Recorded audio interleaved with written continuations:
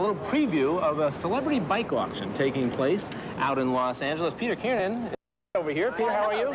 Good to see us. Nice to join us. Tell us real quickly the charities that are benefited by the auction. The principal charity is World Team Sports, and it's a charity that focuses on disabled athletes and integrating with able bodies in challenge events. So that we had 6 people who rode their bikes around the world who were disabled a couple of years ago. And we have a major event coming this January called the Vietnam Challenge. Okay. We're taking 50 handicapped Vietnamese vets, 50 handicapped Vietnam vets from the USA, creating the largest cycling team. They're going to ride down the bombing route from Hanoi to Ho Chi Minh City. That's great. Now, I understand that last year generated about $100,000 it sure as did. a result of this. And you've got with us some of the celebrity bikes here that you're going to be auctioning. Now, run through some of these for us, if you will. We got a real big one here for a reason, right? We sure do. What do you do when you're 7'1" and you weigh 300 pounds? You can't get a bike off the shelf. You have to have one custom made. Right. We call this the Shack Attack. This is Shaquille O'Neal's bike. It's made of titanium. That's the same material that you make fighter jets out of. Wow. If you look at the holding here, it's as big as your wrist. It's going to get, all right. And run through these 3 or 4 us quickly, if you would. This bike is a movie star. It is going to appear in Midnight in the Garden of Good and Evil. It belongs to Clint Eastwood. You can see he's jumped it a few times, so it's a little bit of a dirty Harry, but it's a great bike. And the last 2 here? This bike is a screamer. It belongs to Martina Navratilova. Wow. She used it to train as an ultra lightweight Peugeot. And our last one here? The last one here is a story bike. It belongs to Robin Williams. Robin Williams comes to us because Christopher and Dana Reeve are on our board. They're very good friends of ours. Some of the proceeds will go to benefit the Christopher Reeve Foundation. Excellent. Doing some fabulous things for spinal cord injury. So, Peter, once again, the auction is September 3rd. It's at the Peterson Automotive Museum on September 3rd. All right. And we hope you come out and join us. And, Peter, thank you for joining us, and good luck to you all. Thanks very much.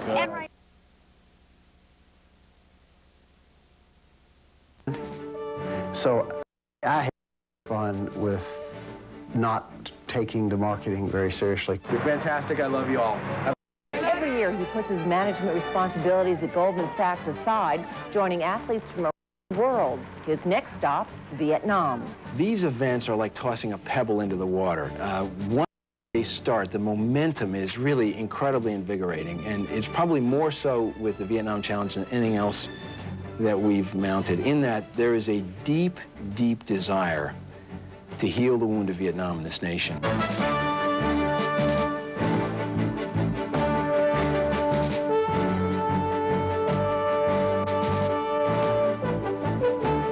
Welcome to Business Unusual. And coming up next on Business Unusual, you won't find him on Wall Street. He'll be in Vietnam, bringing together former adversaries for a remarkable adventure. That's next on Business Unusual.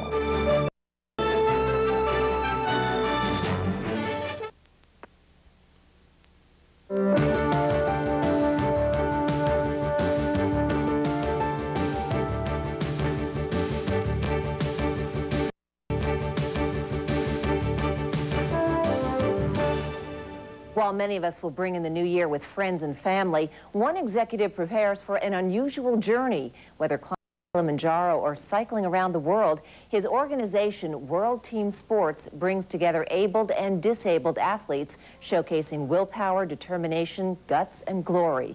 And next week, veterans from both sides of the Vietnam War will cycle over 1,000 miles from Hanoi to Ho Chi Minh City. Recently, Donald Vandermark spoke to Peter Kiernan, a senior executive with Goldman Sachs and co-founder of World Team Sports. Tell us about the Vietnam Challenge. The Vietnam Challenge is something we've actually been working on for about 3 years. We're going to take 25 disabled American veterans from the war in Vietnam, and they'll be joined by a similar number of Vietnamese veterans. And that group will ride from Hanoi to Ho Chi Minh City down the bombing route to memorialize the war. The 25th anniversary of the Paris Peace Accords is this year. To memorialize the war, to raise money, to bring attention to this, to do all those things and more. To do more. Vietnam, the war is complicated. It was such a complex conflict, both here and abroad, that it's difficult to appropriately memorialize it. Marching band doesn't quite seem to work, fireworks in the sky, jumping out of airplanes, all of the standard ways that we typically recollect didn't seem to fit the complexity of this one. And so we came up with this idea of the ride, and that seems to have struck a responsive chord. If we can step back for a second, because this is the 4th project of yours in terms of a sports or athletic opportunity each involving disabled people of one way or another? Absolutely right. What we try and do, Don, is we take disabled people and able-bodied, and we have them work together as a unified team against some significant challenge. Why put them together? I mean, the Special Olympics and others put disabled people out in athletic competition. Yes, I think our view is that if you look at the disabled population, for example, just the United States, the seriously disabled number about 20 million in our country. So this is far from a fringe group. My own belief is that the next great civil rights movement in this country will be the disabled movement. And unlike every other civil rights activity, the disabled are not categorized by race or creed, or color, religion. They're your mother, your brother, your son. And so as a result, they represent a very powerful voice, and they're gaining in power. Why have you chosen this particular cause? I think everybody involved with the disabled movement has their own reasons for what compels them. I happen to have a family member who dealt with a disability, my mother, with quite a high degree of effectiveness, and I think her courage gives me the impetus to kind of carry on in her memory. Now, you are a senior executive at Goldman Sachs. Yes, I work at Goldman Sachs. So you have a certain amount of responsibility, and your work level, or workload, I would guess, is already pretty heavy. Yes. You organized, just to go over it, a Kilimanjaro climb in Kenya in 1992, a world ride of cyclists that traveled 13,000 miles around the globe, and then World Team also organized a marathon in Antarctica. Where do you find the time for all this? Well, I would describe the tapestry of life as richly woven these days, but I think two answers. Number one, I think it helps to be a little bit disciplined, and this is what I do in my spare time, and I try and be disciplined with my time. But far more important than that is these events are like tossing a pebble into the water. Once they start, the momentum is really incredibly invigorating, and it's probably more so with the Vietnam Challenge than anything else that we've mounted, in that there is a deep, deep desire to heal the wound of Vietnam in this nation. And we've made presentations, and in virtually every case, I don't care what side of the aisle you are, what your politics are, how you felt about the war, the response has been overwhelming. And so these turn into momentum plays. And so, as I say, success has many fathers. There are many, many people pulling on the oars to help this thing go. Why do you personally give so much? Oh, I don't think this is a personal matter so much as a recognition that there is, like every great civil rights movement, there is a need for voices. And this movement has gotten voices. Bobby Mueller, who runs the Vietnam Veterans Foundation, who was disabled in the war. Christopher Reeve, who's joined our board.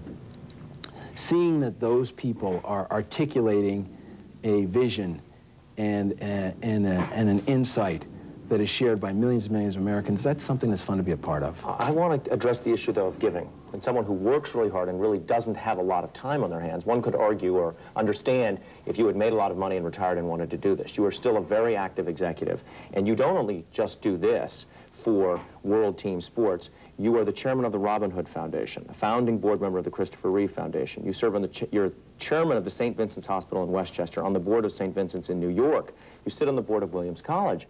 I mean, what drives you? Well, I would say, honestly, that it's less than making an individual matter. The 80s are long, long dead. And I think there was a sense that people had that Wall Street was a place where people selfishly pursued their own agenda. I'm pretty proud of other people in my firm and in my industry, and I think people would be amazed at the array of ways that they are giving back in incredibly meaningful, not just in dollars, but also burning a lot of calories of their free time. And I would say that pattern is one that is far from unique to me.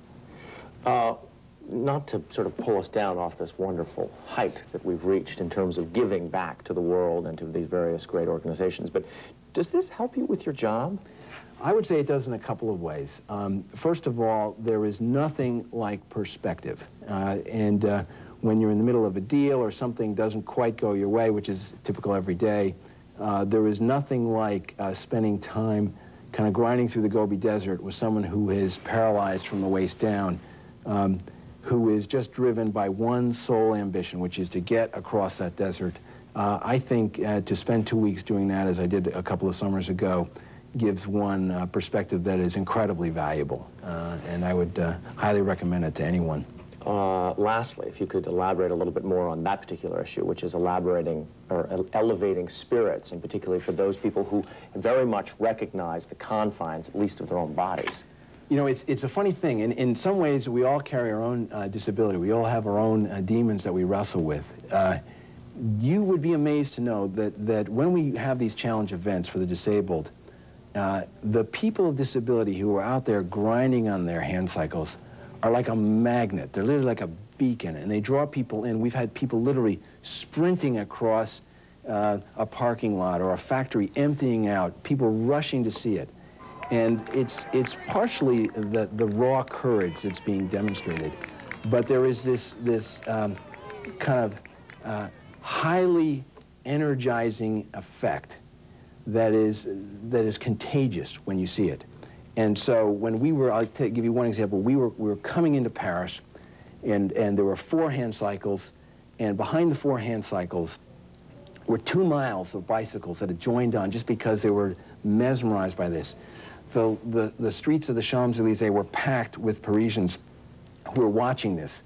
And there was something about that moment, but as we came into the Arc de Triomphe, without preparation or rehearsal, the 4 hand cyclists joined their hands and in sort of a coasted in, linking arms, and I'm telling you, Paris wept. There wasn't a dry eye on that street. The power of that is beyond visual. It has an incredibly lasting impact, not just on the disabled, but on people who are wrestling with whatever demons they face in their own lives. Peter Kiernan, co-founder and vice chairman of World Team Sports, and the latest effort is the Vietnam Challenge, which will take place on January 1st. At least start there. Thank you. Thanks. It's great with you. Okay, take care.